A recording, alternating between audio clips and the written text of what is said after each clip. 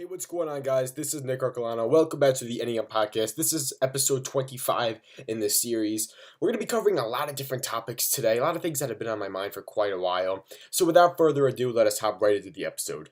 So this is something that I actually personally ran into over the last few weeks. And, it's something that I feel isn't typically covered in our social media globe and the big name influencers and the people who are really speaking over their social platforms. And it's about your productivity and your emotions and what's going on in your personal life. So me, you, anybody you could possibly think of, we all have a mission, we all have a goal.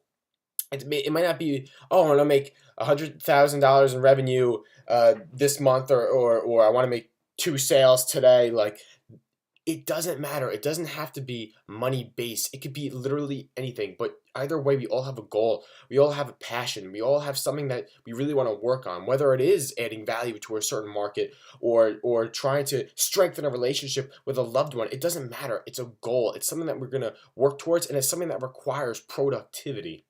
And for me personally, to kind of throw in my viewpoint, my perspective, I am always so into, writing my books or marketing on social media or reading, marketing books and trying to grow myself as a person.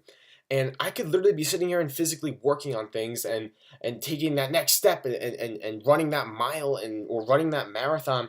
But if I'm not here, if I'm laying in bed at night, my mind is still thinking about it. That's just me, and I feel like that should be everybody. We should all be utterly obsessed with our passion and what we're trying to achieve.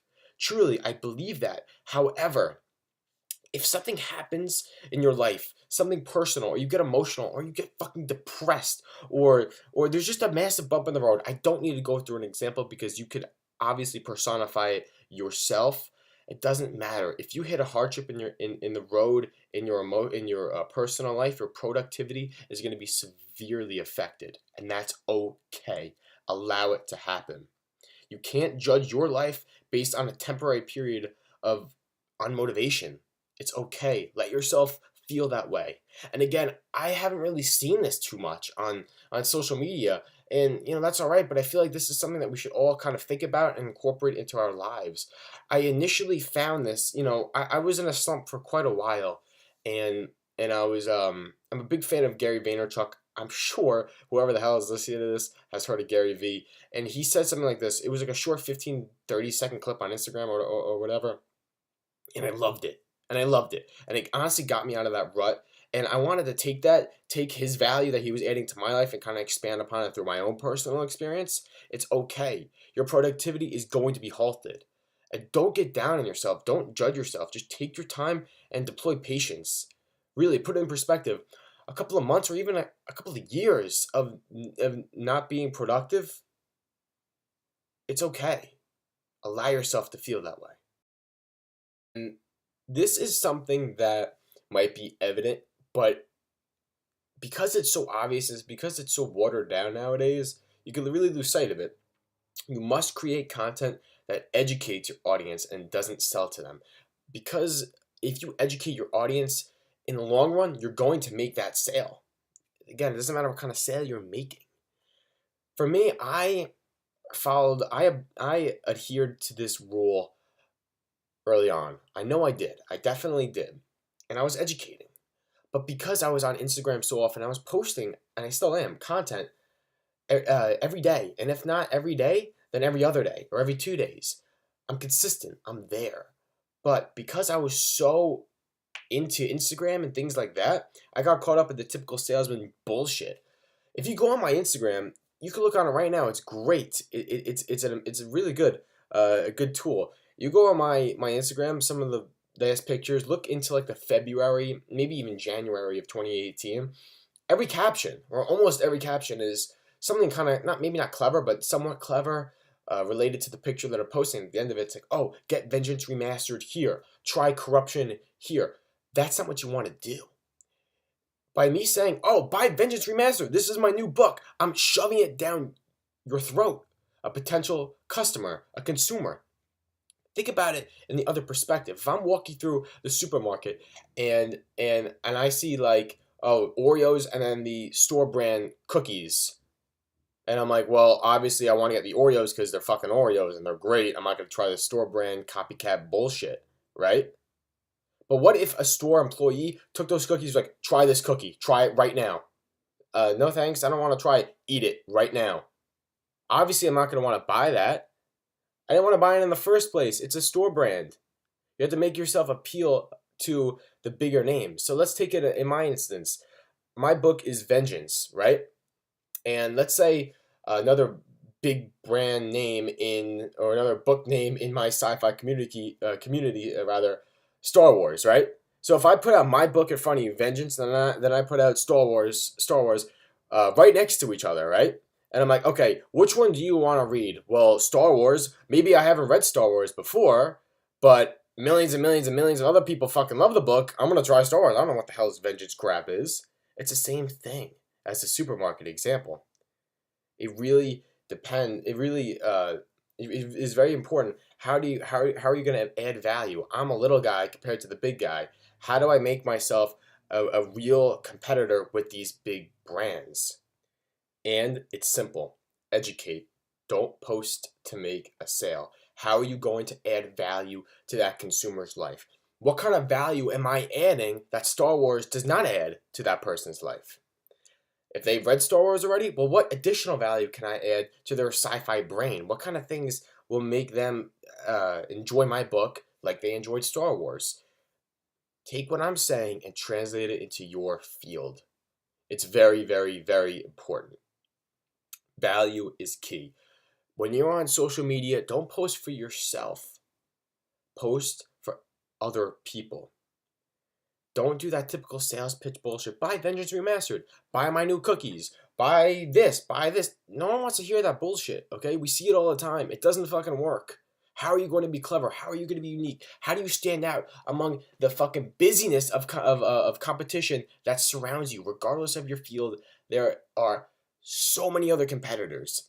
And if you're a startup, which you probably are, how are you going to stand out from those big names? It's value. It's educating. It's how am I different? What kind of things do I offer? Now, if you go on my Instagram, you look at my most recent post, because now that I'm recording this episode 25, this is just recent, where I realized, I'm like, dude, I did that typical sales pitch BS. How am I going to stand out? If you look at my recent posts, now I'm educating.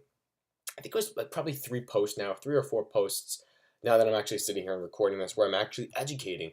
I'm speaking about some of the fictitious things that are presented in Vengeance, and I explain what they are, their history, what kind of impact they have on this big fictional galaxy that is presented in Vengeance. I'm educating what my book has to offer. These things that I'm talking about are only in existence in my book, in between these 2 covers. They don't exist on Earth, in our reality. They don't exist in Star Wars, and Harry Potter, and Lord of the Rings. They don't. They exist in what I have. That's what makes me unique, and that's what I have to present to potential consumers. Translate that to your field. What kind of value can you add? What makes you different from your competitors? Truly. What do you have that other people don't have, but other companies don't have? What kind of things do you have that consumers don't have in their lives? And what can your product do for them to fill that void? Truly. Look at it from other different perspectives. It's always about value. Never try to sell. Gain awareness, and through your awareness and through your value, you will make a sale. That is truly how I fucked up Instagram for quite a while. I literally, as I'm recording this right now, I have like 274, 273 followers on Instagram. I don't really mind owning up to it. I'm not going to be like, oh yeah, I had 115,000 followers yesterday, but today, as I'm recording this, only 274. I don't know what happened. I don't have a large following, but I'm always eager to look at how I can grow my following, how to be unique. And I really fucked up Instagram. I was trying to truly post. I was trying to post to get a sale. I was literally shoving my book down potential customers' throats. Hey, buy Vengeance Remastered. Look, it's out. Buy it, please? It's not going to work. I was literally posting every time to make a sale. Please, if you were here, check out my Instagram. Look at the fucking pictures I posted. It's a joke what I was posting. Check out Vengeance Remastered. Do this, do that. You can't demand things from people you don't know. It doesn't work that way. It's hilarious. And moving away from that, look, marketing was truly broadcasted as something for executives and for marketing professionals and bullshit like that. And it's been like that for a while. But now that we have all these social platforms, we have smartphones equipped at our fucking hip. Marketing isn't left up to those executives, those marketing professionals or ad agencies. And many people fail to realize this. Truly, marketing is for everybody. We have our computer sitting right in front of us. We have these smartphones. We can literally get in touch with the entire fucking globe at our fingertips. And what are you going to do about it? Truly. People fail to realize that we have this power. We take it for granted. We do. Everyone is equipped and everyone is engaged in the social media space. Everyone can make an impact, regardless of what you're trying to do. Truly. A customer could tweet or create a new Facebook status, and that alone could do more good or more harm than a goddamn brand with a marketing campaign being funded hundreds of thousands of dollars. Truly, word of mouth is key, and word of mouth has always been the most important facet of marketing. If you see a billboard, you're like, okay, there you go, boom, brand recognition 0. I mean, if you're driving on an interstate and you see a billboard and you see the brand, you'd be like, okay, there you go, billboard, whatever, keep on going throughout your day, right? But what if you see your friend post something on Facebook and, well, they have a good review of this place, so let me try it out. Word of mouth impacts you more than a fucking billboard or a commercial does. Word of mouth has always been superior. It's always been the best. But now that we have social media, we could see more opinions, more words of mouths, if you want to say it that way. Much more than we did 20 years ago. So a marketing campaign becomes superfluous compared to customers' tweets or Facebook statuses or Instagram posts. Truly, it's far more effective. So that's going to do it for me today, guys, on the NEN Podcast, episode 25. But before I check out for the day, I really want to regurgitate some things that I read on social media and a little bit of my spice added into it. I feel like it's really important to end the episode this way. So listen, take credit for your successes and take accountability for the things that you do wrong. It's impossible to make it on your own or achieve any type of goal, regardless of what it is, without other people.